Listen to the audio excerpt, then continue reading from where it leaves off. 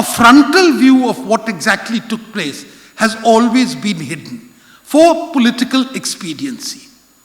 Far from adding to harmony, it is my belief, and I think this would be confirmed, that this sort of obfuscation, denial, has only worsened situation and created a mismatch between what can be called the official narrative and popular perception.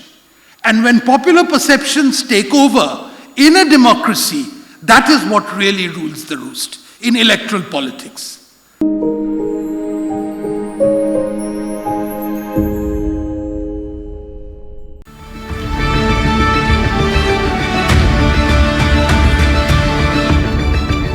Namaskar, Your Excellencies, ladies and gentlemen. In the brief time I have before me, let me just elaborate some of the basic points which are there in this thing about historical grievances. Now, this morning I came across an article in the Times of London which argued that they should stop teaching British history in Britain. The reason why this article argued was that there is a fairy tale version of history which is often presented to people, whereby all the rough edges on the subject are very conveniently glossed over. I think this is an experience which a lot of other countries would share. I think we have in India a very peculiar situation where we have an official narrative which says that there were odd bits of trouble, but overall it was a period of excellent harmony. I think I wouldn't contest that, but what is to be noted, and I think this is really what is the important feature, is that there is a fault line in society which often manifests itself in politics, which often manifests itself in other facets of life which come to the surface. And there is a difference and there is a wide divergence between what might be called the official narrative and popular perception. And it's that big gap which often needs to be addressed. And this big gap has to be addressed because it is the popular perception which often manifests itself and creates problems. I think in the earlier discourse on conflict resolution which was there prior to 9/11, the entire issue of religion, or more important, theology, was glossed over. It was buried. It's only now that in a very tentative and unsure sort of way, it's coming up in some form of discussion, but it's not adequate. Let's take one of the major fissures which took place in India over the past 30 years, which was a dispute which was called the Ayodhya dispute, which was about rebuilding a Hindu temple which had been demolished sometime in the 16th century by a Mughal invader. Now, there are a lot of pros and cons which could be said, but the important thing here was the question in popular perception of how certain sacred spaces of Hindus had, because of a combination of politics and because of a combination of certain religious beliefs, been appropriated. Ayodhya was one aspect of that. There were other sacred spaces which had also become subjects of dispute. But if you looked at the official narrative of history, you'd find that this had been glossed over in some way. It had been obfuscated, rather than outright denial. It had been obfuscated. A frontal view of what exactly took place has always been hidden for political expediency.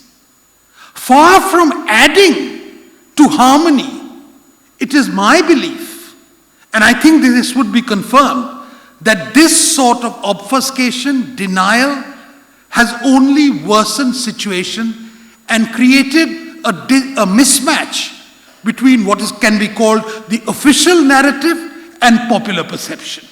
And when popular perceptions take over in a democracy, that is what really rules the roost in electoral politics. So this is one basic area which has to be addressed. The entire question of history, of how frontally do we address the rough edges of history, especially when religious conflict and the loss of political sovereignty converge at some point.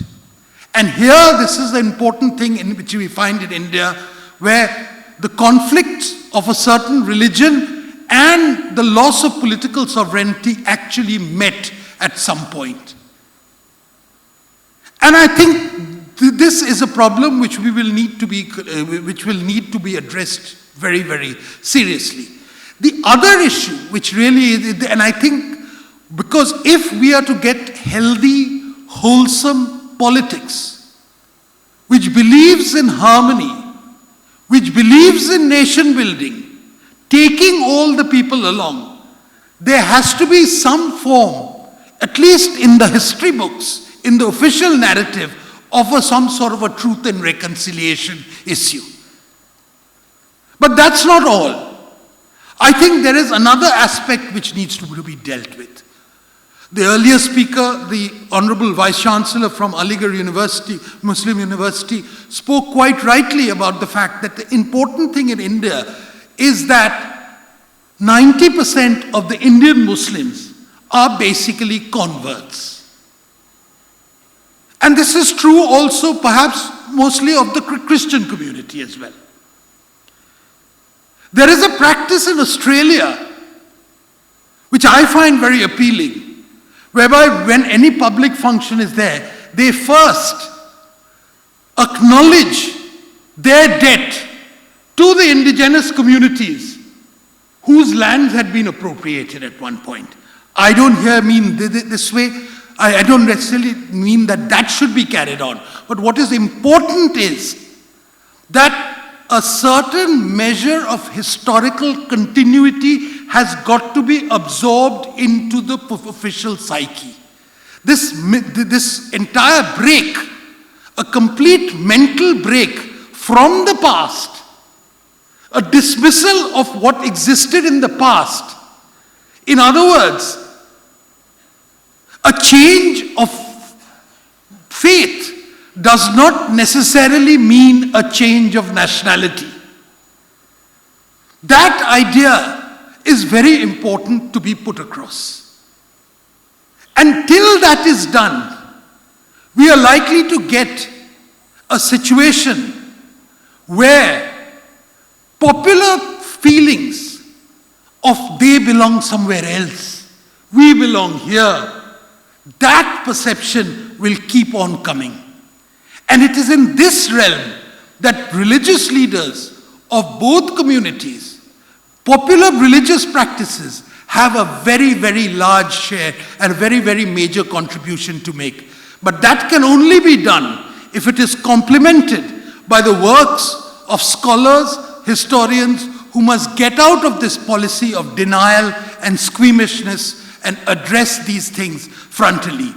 So what I'm talking about here is that in meetings such as this, when G20 can actually address the question of religion frontally, talk about theology, sometimes bluntly, sometimes awkward issues have to be raised, but with the larger idea that we form, the purpose being that of wholesome citizenship, which is the ultimate objective, the peace and a common development for all, that should be the main objective.